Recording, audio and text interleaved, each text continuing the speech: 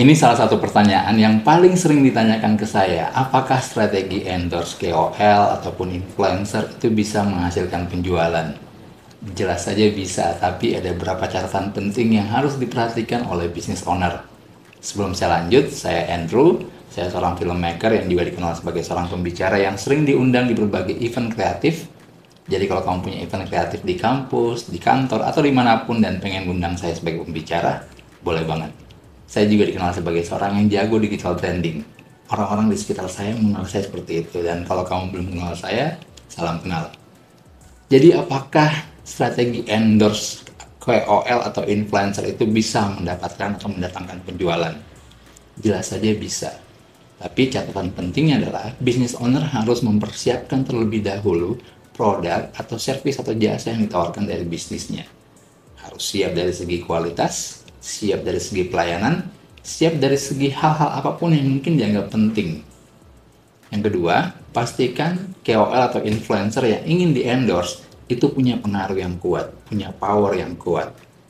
Nah, ini juga yang perlu digarisbawahi ketika kita melakukan endorse KOL atau influencer, tujuan utamanya adalah mendatangkan traffic atau mendapatkan traffic sebanyak-banyaknya ke bisnis kita. Yang mungkin Anda baru memulai sebuah bisnis, pengen dikenal langsung oleh banyak orang, ya mungkin bisa melakukan iklan, promo, dan salah satu strategi yang efektif saat ini untuk bisa mengenalkan bisnis kita lebih cepat, yaitu melalui endorse KOL dan influencer.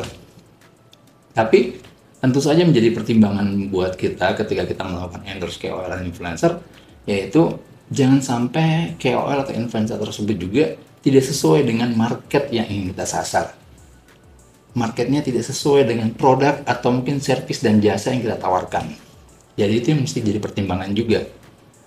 Pastikan memilih KOL atau influencer yang mungkin cocok dengan segmen dari produk dan service yang kita tawarkan atau jasa yang kita tawarkan.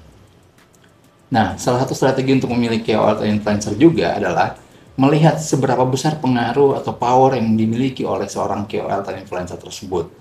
Karena bukan rahasia umum lagi kalau saat ini ada banyak KOL atau mungkin influencer yang punya banyak followers, punya banyak pengikut, tapi ternyata tidak memiliki pengaruh yang cukup kuat untuk bisa menghasilkan atau mendatangkan traffic ke bisnis kita.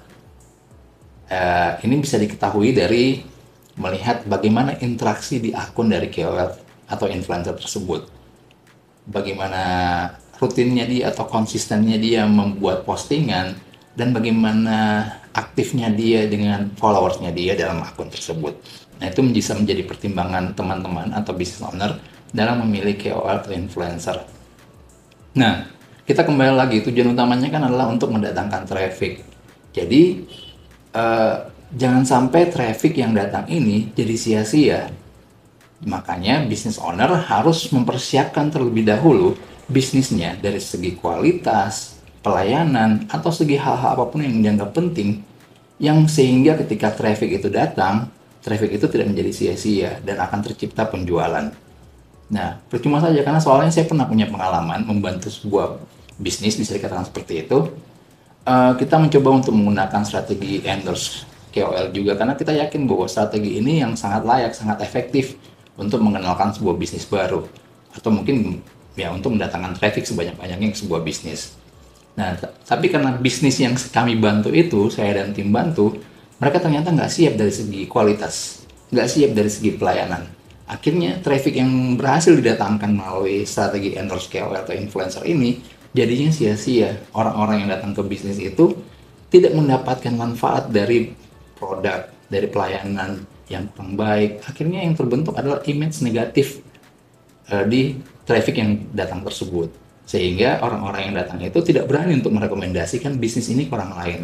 Orang-orang itu tidak lagi melakukan pembelian ulang kepada bisnis atau produk tersebut. Nah, ini yang mesti garis bawahi. Jadi, jangan sampai teman-teman sebagai business owner ingin cepat-cepat bisnisnya dikenal, ingin cepat-cepat terjadi penjualan, tapi ternyata bisnisnya sendiri atau produk dan servis jasanya sendiri ini belum siap dari segala sisi. Nah, itu mesti diperhatikan terlebih dahulu.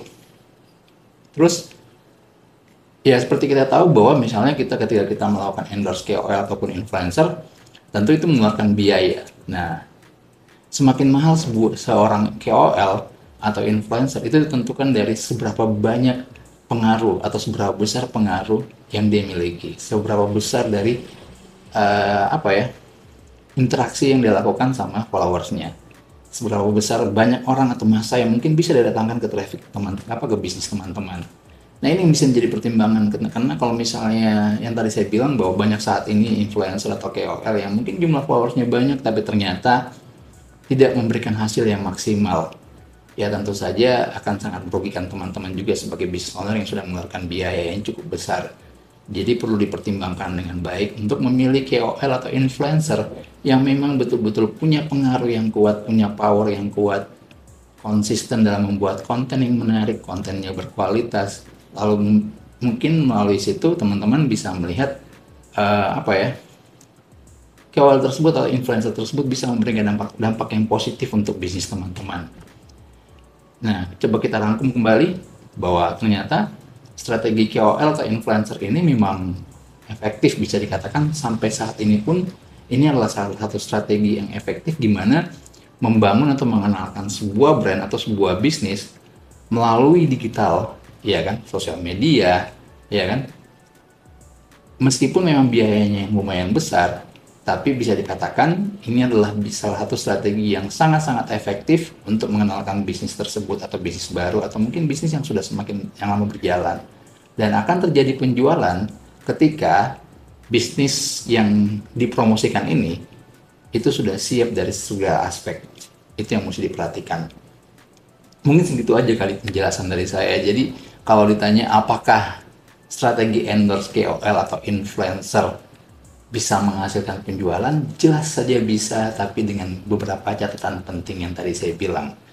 Business owner harus memastikan bahwa bisnis atau produk atau servis jasa yang ditawarkan sudah benar-benar siap dari segi kualitas, pelayanan, atau segi apapun itu yang dianggap penting. Yang kedua, pastikan KOL atau influencer itu sesuai dengan market yang ingin dijangkau, yang sesuai dengan tepat sasaran atau market yang memang cocok dengan produk atau bisnis servis yang kita tawarkan. Yang ketiga, pastikan KOL atau influencer itu punya pengaruh yang kuat. Bisa dilihat dari bagaimana dia berinteraksi dengan followersnya, bisa dilihat dari bagaimana konsistensinya dia membuat konten yang berkualitas, dan banyak hal penting yang mungkin bisa diperhatikan dari KOL atau influencer tersebut. Semakin bagus semakin bagus seorang KOL atau seorang influencer, dari segi pengaruh yang diberikan tentu akan semakin besar juga budget yang akan dikeluarkan untuk melakukan endorse. Mungkin itu aja.